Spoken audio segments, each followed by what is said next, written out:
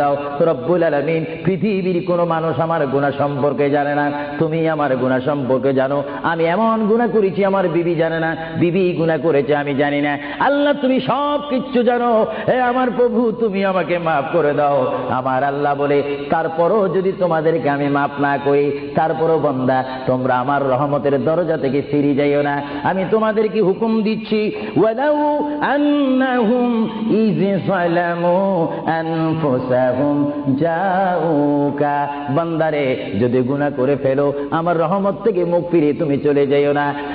বান্দা, আকাশ পরিমাণ যদি গুনাহ করো, পাতাল পরিমাণ যদি গুনাহ করো, সাগরের পানি পরিমাণ যদি গুনাহ করো, পাহাড় তুলনায় যদি তুমি গুনাহ করো, আমার দরবার থেকে তুমি নিরাশ হইও না।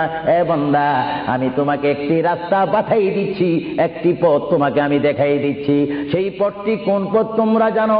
ওয়ালাউ আন্নাহুম ইয যালামু আনফুসাহুম জাউকা, বান্দারে যখন তোমরা বরবাদ হয়ে যাবে তখন তোমাদেরকে একটা পথ আমি তোমাদেরকে দেখাই দিলাম।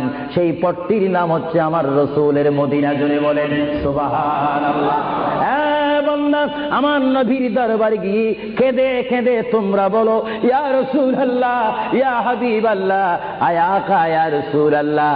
আল্লাহ কোরআনে বলেছে, ওয়ালাউ আন্নাহুম ইয যালামু আনফুসাহুম জাউকা ফাস্তাগফিরুল্লাহ ওয়াস্তাগফার লাহুমুর রাসূল। আল্লাহ বলেছে, হে বান্দা তোমরা ডানে না গিয়ে, বামে না গিয়ে, পিছে না গিয়ে তোমরা সরাসরি আমার নবীর কদমে চলে যাও। আমার নবীর কদমে গিয়ে আমি আল্লাহর দরবারে তোমরা তওবা করো।